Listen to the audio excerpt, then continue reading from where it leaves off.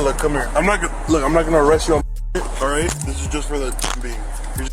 Come on, fish leg. All right. You know your license is no good, but I'm not too worried about that. That's a ticket, right? That's a ticket. Yes, Florida rapper Kodak Black, whose real name is Bill K. Capri, is once again facing serious legal troubles. Known for his frequent run-ins with the law, Kodak has recently been arrested in connection with felony drug trafficking and possession charges. A new status hearing for the case was scheduled for April 28th, a pivotal moment in what appears to be a worsening legal situation. During recent court proceedings, courtroom discussion revealed that prosecutors and law enforcement officials believe Kodak may not be given another chance to avoid jail time. Though the exact length of a potential sentence remains uncertain, the tone in court strongly indicated that authorities are growing increasingly frustrated with his repeated offenses. Kodak Black has been out on bail over the past several months, while awaiting further developments in this case. However, his behavior during this period has only intensified concerns. A notable example is a disturbing live stream that surfaced about 2 weeks ago. In the video, Kodak appeared visibly disoriented, jumping onto kitchen counters and mumbling incoherently. At one point, he can be heard saying, "Boy got some boy on your back up on map, and you can't," a phrase that many viewers interpreted as nonsensical and possibly influenced by substance use. Fans and critics alike have expressed concern for his mental and physical well-being, questioning whether he is in a state to manage the responsibilities that come with his freedom. This recent arrest echoes a pattern of behavior for Kodak Black. Just 2 years ago, on February 28, 2023, he faced similar charges. At that time, Kodak was arrested for possession of controlled substances and a firearm. During the investigation, he admitted to consuming drink, commonly known as lean, a combination of codeine, cough syrup, and soda, but denied the use of other illicit drugs. He ultimately pled not guilty to the charges, yet the case added to an already lengthy criminal history that includes robbery, assault, drug possession, and weapons offenses. Over the years, Kodak has been granted several chances to reform. He received a commutation of a prior federal sentence from former President Donald Trump in January 2021, which allowed him early release from prison. Many viewed that as an opportunity for a fresh start. Unfortunately, Kodak has continued to find himself in legal trouble, suggesting a troubling cycle that he has not been able to break. While his music continues to resonate with fans and maintain commercial success, his repeated legal issues threaten to overshadow his career. As the legal process continues and the possibility of a prison sentence looms, many are wondering whether Kodak Black will finally face significant consequences, and if this might be the turning point that forces a change in his lifestyle. The next steps in his case could determine not just his freedom, but the future trajectory of his career and life. I was on the and I was asleep in front of my family house, bro. And that's it. I was on that drink, sleep in front of my people's house. But that ain't illegal. And that ain't illegal. So all that shit is just the process that it had to be in other mud shot. The process that even though like bogus is plastered all over the internet, then on top of that, it's like, bro, like, I'm Haitian, and then it's just like my era, bro, like, nah, like, man, you better. Shortly after the Instagram Live, the feds raided Kodak Black's Florida home, arresting the rapper. He hired lawyer Brian Cohen, who managed to secure a deal that would send Kodak to rehab instead of having him serve a 2-year jail sentence. Kodak, whose real name is Bill Capri, faced a judge after turning himself in, following an arrest warrant issued for violating his pretrial release. Authorities claimed he tested positive during a random drug test earlier that month. Kodak addressed the judge, expressing his frustration, saying that something felt off about the situation. His defense was that the pretrial release technician might have mixed up his sample with someone else's. "There's no way you tested positive," Kodak argued, suggesting that a hair sample could clear up the alleged mix-up. Judge Barbara Duffy then asked for a hair sample to settle the issue, but Kodak refused, choosing instead to check into the Legacy Rehabilitation Facility for 30 days as part of his release conditions. However, despite his rehab plans, Kodak committed the same crime again, and the prosecutors aimed to use his recent behavior to push for a lengthy prison sentence. Kodak's struggles became apparent when he went live on Instagram, saying he was waiting to pass away. His words were heavy. "Everybody's waiting while we wait. Other people too. They don't know how to let time do its thing. Like, bro, let time do it. Time is the best thing. Whether it heals or whatever, it's going to let you know. You have to be patient. Love is patient. Love is kind."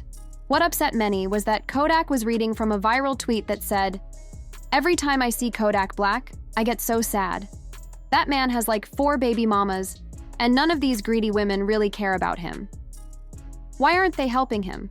Probably sitting around waiting for him to pass away." That was just the start, as more tweets surfaced. One read, "Every day I see a new video of Kodak strung out, not even acting like a human. Is anyone going to help him?" Another fan wrote, "Anyone else afraid that if Kodak doesn't get help, we're going to lose him? Things are bad." Fans grew, even more concerned after a viral video showed Kodak eating chicken in the middle of the road, prompting Kanye West to speak out, urging other rappers to step in and help him. Okay, so I thought Kodak was in Miami. I see he's in Atlanta. So I'm gonna flight down to Atlanta right now and do something. So anybody that's already down in Atlanta that knows him and knows anything about him, I know I said rappers and all that, but right now I need y'all, man, to like really go and do something. Like, we can't. I know y'all think I'm crashing out. Y'all, you see me talking, I'm expressing myself. And look, man, please don't. I know I said a lot, and just let me go down there and go help this man. Later that night, it became even clearer that Kodak Black was in serious need of help. He was pacing around his room, claiming to be Drake's favorite rapper, repeating the statement over and over. While he might be right about that, it also revealed that Kodak was clearly not surrounding himself with the right people. Instead of getting the help he needed, it seemed like people around him were more focused on recording him in the hope of going viral. "I'm Drake's favorite rapper," he said confidently as those around him echoed, "Yeah, he always says that. Even his people always say that, even when he's not around." To understand how Kodak reached this point, we need to look at his past. Kodak had spent time in rehab after a trafficking and possession charge, where he worked to turn his life around. He started building healthier habits, writing music again, working out daily, and improving as a person. His comeback single, Walk, racked up 33 million views online, showing his potential. However, the success seemed to go to his head, and he fell back into old habits. Kodak later appeared on a live stream where he exhibited erratic behavior, sweating heavily, swatting at things that weren't there, and shouting out random phrases. The rhyme. Morning after, Kodak took to Instagram to try and explain himself.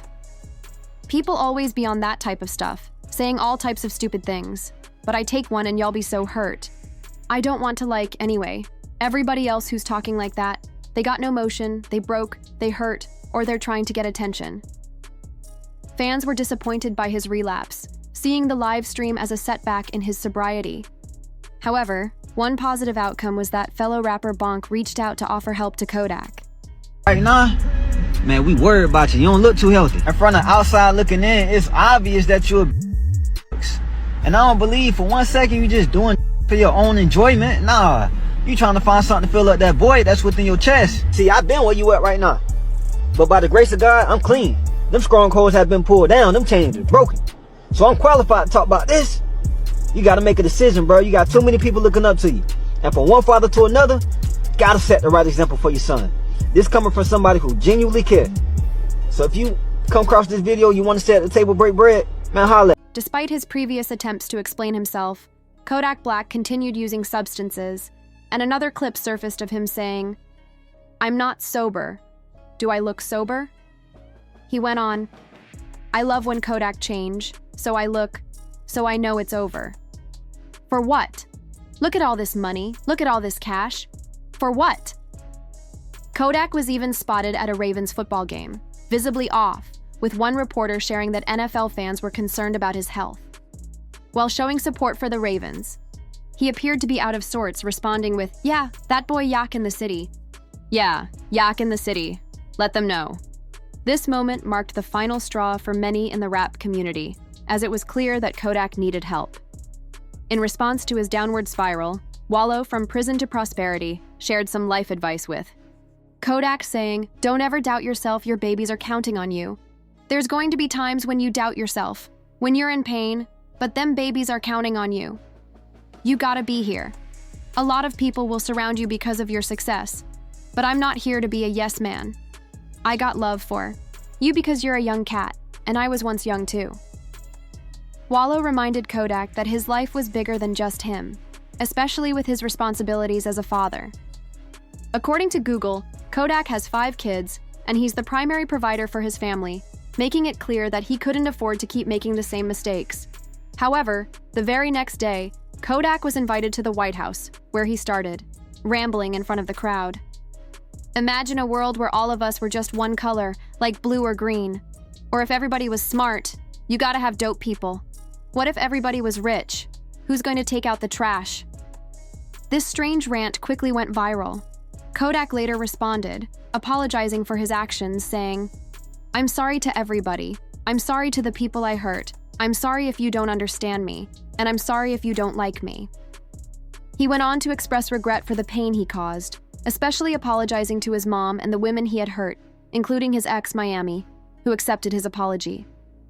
However, shortly after, Kodak responded to Kanye West's support, saying, "Kanye, a real one. You know why? He's the only one who still likes Diddy. I'm pretty sure the feds are going to seize all that boy's accounts, but Kanye did some real stuff. People who wrote me off, like Kanye, are real ones." Unfortunately, the footage of Kodak's erratic behavior could be used as evidence in his new case and could potentially lead to him being sent back to prison.